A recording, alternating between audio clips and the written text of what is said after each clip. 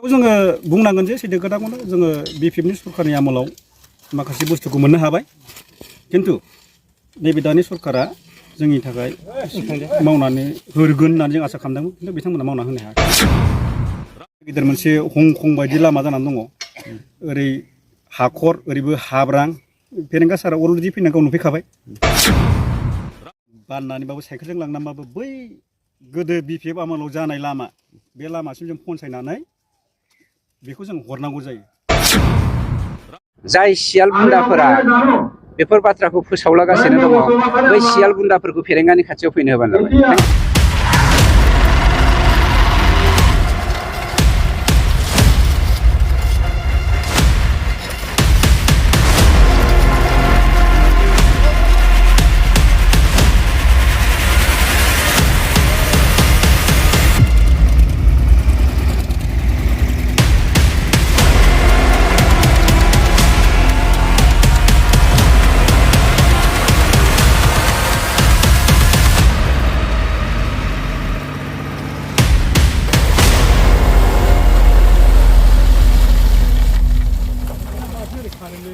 दिनै जोङो बे खुंग्रिं एलेकानि सिङाव थानाय बे बहरागुरि गामिनि आरो लोगोसे जोंनि एसे साहायाव थानाय बाथाबारि गामिनि दरनै गामिजों जों बे लामाखौ मावदों बेनि उद्देश्यआ जाहैबाय जोङो दानि सोलिबाय थानाय सरकार रुलिं सरकार बिथांमोननिफ्राय जों माखासे अननायखौ जों आसा खालामदोंमोन खिन्थु बिथांमोना जों बिथांमोननि सायाव थांनानै जोङो रिकुवेस्ट खालामबाबो बेखिनि खामानिखौ बिथांमोना मावना होनो हायाखै बेनिखायनो जोङो जोंनि गामिनि जाखिनि गामियाव एसे एनै रायजोयै मावनानै आबाद खेथि मावनानै मोननाय रांजों जोङो बे लामाखौ ट्रेक्टर आरो जेसिबि लिंहरनानै जों मावनाय जाबाय आरोखि बेयावथ' बे लामाया जोबोद गाज्रि बाहाय आरो जोंनि बे दरनै गामिल' नङा आबावबो गोदान गोदान गामि खारनाय मेरला दङ गैयाबाबो 20-25 गामि दङ बेजोंनो गथ'फ्रा थांलाय फैलाय फरायनाय गथ'फ्रा क्लासाव थांनाय गथ'फ्रा बिराद उसुबिदायाव गोग्लैयो जे खोथाखौ बुंगोन सैथोखौनो बुंगोन जोङो मिडियायाव खायफा मानसिफ्रा जाना माला बुङो खिन्थु जोङो सैथो खोथाखौनो बुंगोन दिनै सैथो खोथाखौ बुंनायाव जोङो बेखौनो बुंनो नागिरदों जे माने बेहाय लोमजानाय साजानाय माखासे जगजारिफोर डक्टरनाव लांनांगौ हान्था मेला फरायनाय गथ'फोरनि थाखाय बा बै बोराय बुरै बा माखासे जेनेरेसनफ्रा माने बाहाय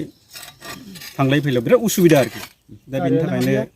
जोङो गिबियाव जोङो बुंनांगोन जे सैथो खोथाखौनो जोङो बिपिएफनि सरकारनि आमोलाव माखासे बुस्थुखौ मोननो हाबाय खिन्थु नैबे दानि सरकारा जोंनि थाखाय मावनानै होगोन होननानै जों आसा खालामदोंमोन खिन्थु बिथांमोना मावना होनो हायाखै बे लामाया डाइरेक्ट थांबाय अन्थाइ थाइथामनिफ्राय बे थांगोन रुनिकाटा आरो ओरै डाइरेक्ट थांबाय बियो सान्थिफुर थांबाय ओरैहाय भुटानावबो सान्थिफुर माथो भुटान थांबाय नङा होमबा बेनो आरोखि किल'मिटार जानो हागौ बे लामाया खमसे खम जों दा खोनाया बाहाय 7 किल'मिटारसो जागोन आरोखि दरनै गामिजों लानानै दा बेखौ खामानिखौ जों मावबाय आरोखि बेक्तिगत गामिनि फैसाजों जों मावबाय दिनैसिम जोङो नोंथांमोनाबो नाय दा नोंथांमोना मिडिया फैना नुबायना बायथ' जेबो दालां बिथांमोननिफ्राय गोदान दालां जेबो बानाय नुवाखै जोङो बेखौनो आसा खालामगोन जे माने फैबाय थानाय समाव जुदि मोजाङै मोजां जुदि सरकारा जुदि सोलियोबा अननानै हरथों सारमोना बाहाय नैबेयाव बिराद गिदिर मोनसे हंकं बायदि लामा जानानै दङ ओरै हाखर ओरैबो हाब्रां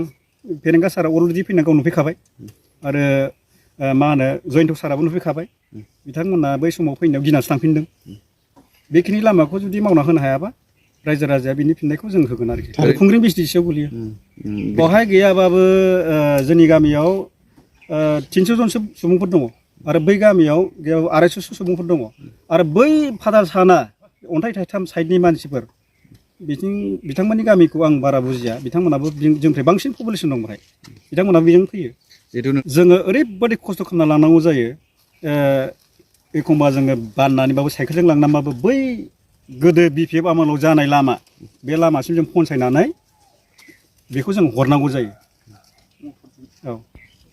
बाहायथ' बै लामाया मोजां जाबाय नालाय बे जोंनि गाज्रि लामाखौ बारहोनानै बै लामा मोजांसिमाव जोङो हरनांगौ जायो आरोखि दा बाहाय जोङो मोननांगौ दामखिनिखौ जोंहा मोनजोबनो हाला खारन केरिं चार्जनि थाखाय बिथांमोना डाउन खालामनानै होयो आरोखि नोङो 1000 मोननांगौआव जोङो 700-800निबो फाननांगौ फैनानै जायो बेबायदि अबस्थायाव दा बै समाव आसिन खाथिनि माइ गायनाय टाइम आरोखि माइ गायनाय टाइमनि बारनानै गायखांनाय मथे अखा नागारबानो आंनि आखाइजों आं खोनाहैगोन गाव बिथाङा बुंलांदों सारा आरो गावनि एसे फोथाराव फैयो होनना बुंफैदों आरो ओमफ्राय बिनि खोथाखौ लानानै जोंनि बे बावरागुरिनि सासे सानै रायजोफ्रा गावनि माबा अफिसाव थांनायाव गावनि खोथा आरो बिदि बुंहरबावनाय जादोंमोन आरो सोर सार बुङो बे फेरेंगा सारानो दा बेखौ जों आसा खालामनानै दिनैसिम नेना दं आरोखि दा नेनानै दा जोंहा नै अखा बांखा दिन ओंखायनो जों बे टाइमखौ नेला सरखारनि टाइमखौ होननानै जों पाब्लिकआनो जा थाइसेनि थाखा डिप'जिट थानायखौ जों रायजोनि फैसाखौ गारनानै दा मावबाय आरो माने दैज्लां समाव दहाय बुंलांखाबाय सासे आंनि लोगोआनो बुहुद खस्थ' भुगिनानै थानांगौ जोंनि मानसिया अखा बांखा स्कुलाव थांनाय मानाय बेजों हान्था मेला खाथिनोनो बुहुद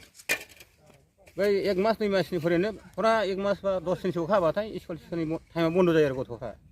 हान्था मेलाया हाब्रु जाबाय नैबे मोनसे हंखं बायदि लामा दं बेबो एकदम थाबायनो हाया दालाङाबो दंफांनि होदों बिथांमोनहा बे टाइमहाय बेबो बोरैबा खुलांबाथाय गैला आरो बाजार जानाय मानाय बुहुद खस्थ' ओमफ्राय दा गामि दरथाम दरब्रै ओरैबो दरथाम दरब्रैयानो दं दा जोंनि गामियाबो फुरा गिदिरानो बेखिनि मानसिया नैबे लामा दोंसेनि थाखाय खस्थ' मोनो आरो आं बेखिनिखौनो बुंना दोनथ'बाय